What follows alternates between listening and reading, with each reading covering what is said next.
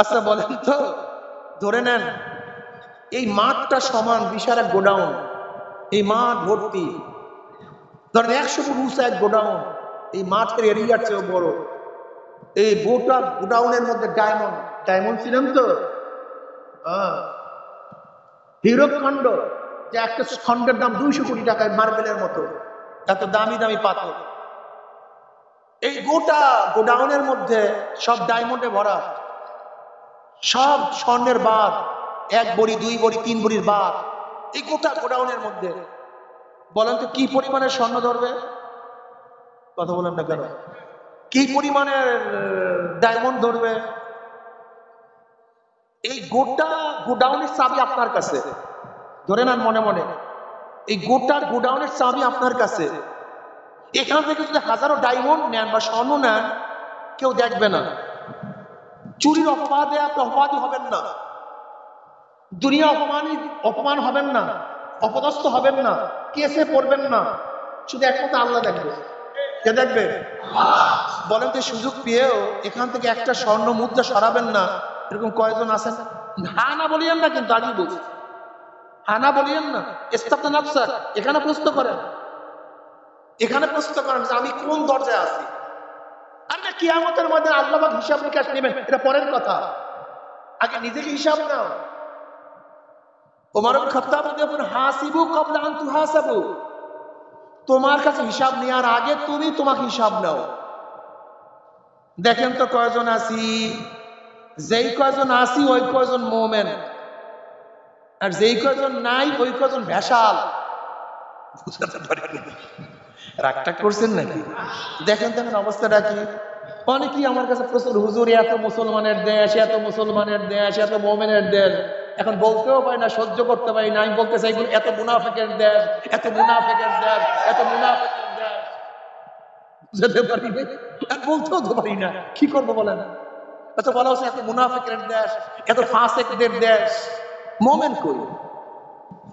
ওয়াদা খেলাফ মুমিন বলেন, মুমিন করে না ফাসিকরা, হিসাব মুনাফিকরা করে।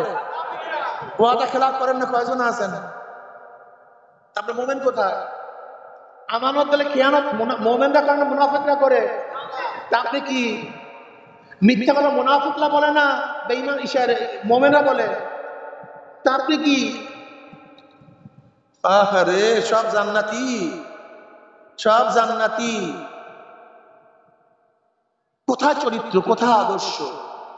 কোথায় চরিত্র, কোথায় আদর্শ? বিশ্বাস করবেন কিনা জানি না, বেঈমানদের মধ্যে যে আদর্শ এবং চরিত্র আছে, নীতি আছে, আমাদের নামধারী মুসলমানদের মধ্যে তার শিখি পরিমাণ আদর্শ নেই। যার আপনি জাপানে একটা ধোঁকাবাজি পাবেন না, যার আপনি জাপানে একটা মিথ্যা পাবেন না, যার আপনি জাপানে 2 নম্বর মালকে 1 নাম্বার বলবে না, যার আপনি জাপানে লেনদেনে আপনার সাথে বেঈমানি করবে না। অথচ আমরা মুমিন দাবি করি, মুসলমান দাবি করি, চরিত্রের অবস্থাটা কিন্তু বুঝি না কিছু। আপনারা আল্লাহকে ভয় করেন না, আল্লাহকে মানেন না, পাগল হয়ে গেছেন কেন দুনিয়ার জন্য? হ্যাঁ, সারাদিন দুনিয়া দুনিয়া, এত পাগল হয়ে গেছেন, পাগল হয়ে গেছে, না চরিত্র আছে, না আখলাক আছে। যুগে যুগ পর্যন্ত এই আমাদের নেতারা আমাদেরকে বেঈমান বানায় ফেলাইছে, এই নেতারা বেঈমান বানায় ফেলাইছে, মুনাফিক বানায় ফেলাইছে। আজকে নেতাদের কাছে যাওয়ার পরে ইয়াবাখোর হই, গাঁজাখোর হই, মদখোর হই, ডাকাত হই, খুনি হই, ধর্ষক হই। বুয়েটের ছাত্র আমরা, তাকে হত্যা করছে কারা? বুয়েটের ছাত্ররা, বুয়েটের ছাত্র আমরা। আপনারা জানেন বুয়েটে ভর্তি হওয়ার জন্য সবচেয়ে মেধা লাগে, মেডিকেল কলেজের চেয়ে বেশি মেধা সম্পন্ন হতে হয় বুয়েটের ছাত্রদের।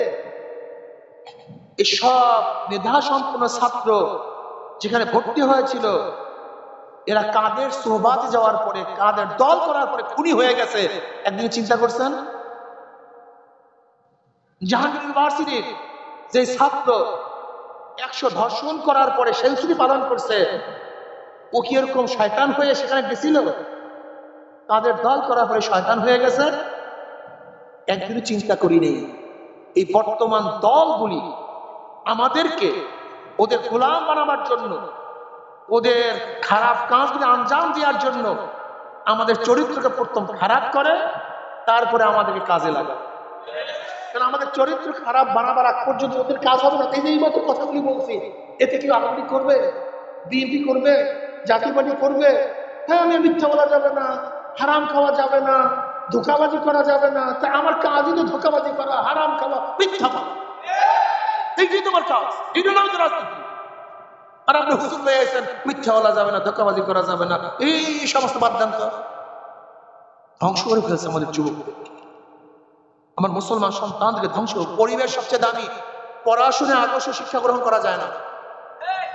পড়াশোনা শিক্ষিত হওয়ার মাধ্যমে কেউ আদর্শবান হতে পারে না। আদর্শবান হয় সমাজ এবং পরিবারের মাধ্যমে। পড়াশোনায় কেউ সমাজ আদর্শবান হতে পারে না। যদি পড়াশোনা আদর্শবানই হয়, তাহলে আজকে আওয়ামী লীগ সরকার যাওয়ার পরে সুপ্রিম কোর্টের সমস্ত বিচারকরা কেন স্বেচ্ছায় পদত্যাগ করবে আমাকে বলো তো?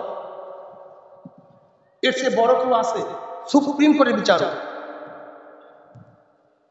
যদি পড়াশোনার মাধ্যমে আদর্শবান হয়, তা আওয়ামী লীগ সরকার যাওয়ার পরে সর্বোচ্চ বিদ্যাপীঠ ইউনিভার্সিটি, ঢাকা ইউনিভার্সিটির ভিসি পদত্যাগ করবে কেন আমাকে বলো তো? যদি পড়াশোনার মাধ্যমে আদর্শবান লোক হয়, তাহলে যতগুলি আইজি আছে প্রত্যেকটা পদত্যাগ করে কেন? অ্যারেস্ট হইতেছে কেন? কারণটা কি? ইঞ্জিনিয়াররা পদচ্যুত হচ্ছে কেন, হইতেছে কেন? সবাই শিক্ষিত এবং হায়ার এডুকেটেড পারসন, লেকিন পড়াশোনায় শিক্ষিত মানুষকে মানুষ বানায় না। মানুষ বানায় মানুষকে নৈতিকতা, কোরআন ও হাদিসের ইলমে এবং পারিভাষিকতায়। বাবার থেকে শিক্ষিত হয়, মা থেকে শিক্ষিত হয়। আমি তো চ্যালেঞ্জ দিয়ে বলতে পারি, আমাদের বাচ্চাদেরকে যদি বলেন এই 1000 কোটি টাকা, যদি 1000 কোটি টাকা অবৈধ, ইনশাআল্লাহ চ্যালেঞ্জ দিয়ে বলতে পারি আমাদের সন্তানরা একটা টাকা সেখান থেকে গ্রহণ করবে না। এই রক্তের মধ্যে হারাম নাই, এক ফোঁটা হারাম নাই রক্তের মধ্যে। এইটা আমাদের পরিবারের শিক্ষা। কেন তোমরা নৈতিকতা শিক্ষা দাও না? মানুষ বানাও না, জানোয়ার বানাও। হবেটা কি তোমার বাচ্চা দিয়া? কি হবেটা কি? আজকে হাজার হাজার কোটি টাকার মালিক সালমান রহমান, কি অবস্থা আজকে? আজকে সেই বেয়াকুব চরিত্রহীন মানিককার অবস্থা নাকি বলেন তো? এটা হবেটা কি? আমি আমার বাবাদেরকে বলবো, বাবা দুনিয়া কিচ্ছু না। আমার মুরব্বীদেরকে বলবো, এটা কিচ্ছু না, মনকে বুঝাও। নবী আলী সাল্লাল্লাহু আলাইহি ওয়াসাল্লাম কেন আসছেন? কি লোক তৈরি করছেন? এই ওমরের মতো লোক তৈরি করছেন। ওমর ইবনে খাত্তাব রাদিয়াল্লাহু তাআলা আনহু যখন গেলেন সিরিয়ায়, ঘটনা আপনারা জানেন, সেই পাদ্রী ও যে জুয়ান বয়সে যার কাছে লিখিত দিয়ে আসছিল, সে এসে কাগজ নিয়ে হাজির। বলল, ওমর এই দস্তখত ছিল টাকা, তুমি কি লিখছিলাম মনে আছে? তাহলে হ্যাঁ মনে তো আছে। এখন কি তোমার ফয়সালা কি? ওমর রাদিয়াল্লাহু ঘোষণা করছিলেন, যদিও কোটা জেরুজালেম সিরিয়া মুসলমানদের অধীনস্থ থাকবে, এই পাদ্রী গির্জায় পাদ্রীর অধীনস্থ থাকবে। এর নাম ইসলাম, এর নাম মুসলমান। আব্দুল্লাহ ইবনে হুযায়ফা রাদিয়াল্লাহু তাআলা একই ঘটনা, যে হাজারো চেষ্টা করার পরেও ঈমানকে টলাতে পারেনি। এই ঘটনা এখন আর বলবো না। প্রচন্ড ফুডান্ত তৈলের মধ্যে ভিজায়া গেছে আব্দুল্লাহ ইবনে হুযায়ফা রাদিয়াল্লাহু দলবলকে, ভাজা হয়ে গেছে, ঈমান ছাড়ে নেই। হেরাক্কেলের সুন্দরী নিয়ে কি বিবাহ দেওয়ার জন্য প্রস্তাব দিছে, ঈমান ছাড়ে নাই। অর্ধ বাদশাহী দেওয়ার ঘোষণা দিছে, ঈমান ছাড়ে নেই। জেলখানা আবদ্ধ করছে, না খাওয়ায় রাখছে, ঈমান টালমাটাল হয় নাই। আমিনু কামা আমানান নাস, ঈমান আনো যেইভাবে সাহাবার ঈমান আনছে। আমার যুবক বাবারা, মুরব্বী বাবারা, ঈমান আনো, ইসলাম মজবুত করে ধরো, দেখো মজার মজা, মজার মজা, মজার মজা, শান্তি আর শান্তি, শান্তি আর শান্তি, শান্তি আর শান্তি। এই জন্য আল্লাহ পাক কি বলেন?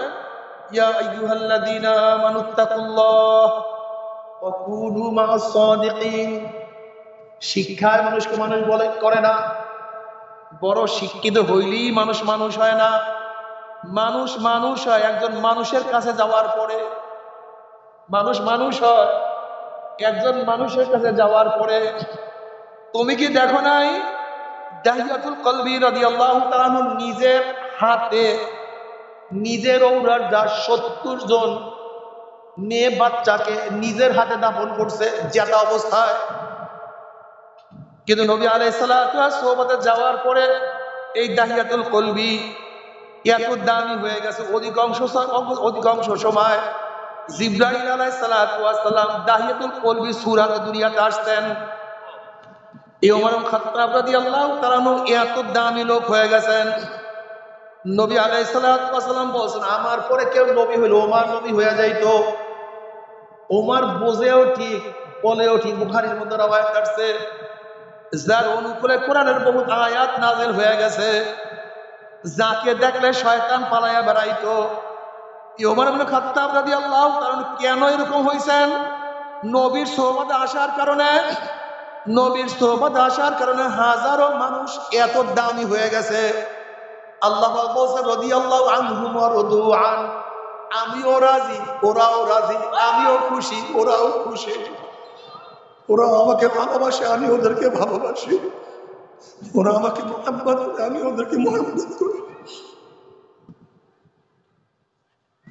এ আমার যুবক বাবারা, আমার মুরব্বী বাবারা, আমার পর্দার মা বোনেরা, আমার মাওলাকে নিয়ে থাকো, আমার মাওলাকে নিয়ে চলো, আমার মাওলাকে নিয়ে হাঁটো, আমার মাওলাকে নিয়ে আসো, আমার মাওলাকে নিয়ে ব্যবসা করো, বাণিজ্য করো। অর্থাৎ কোন কাজে আমার মাওলায় রাজি, কোন কাজে আমার মাওলায় বেজার। যেই কাজে আমার মাওলায় রাজি ওই কাজ আমি করব, যেই কাজে মাওলায় বেজার ওই কাজ আমি করব না।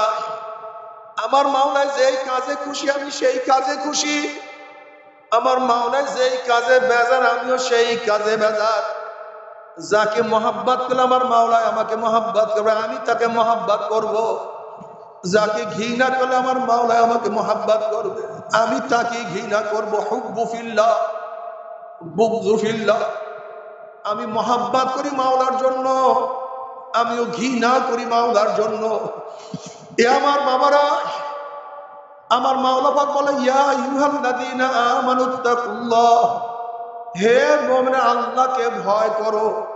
কিভাবে ভয় করবা? ওয়া কুনু মা'আস সাদিকিন, যার কাছে আগুন আছে তার কাছে আগুন আনার জন্য যাও, যার কাছে তৈল আছে তার কাছে তৈলের জন্য যাও।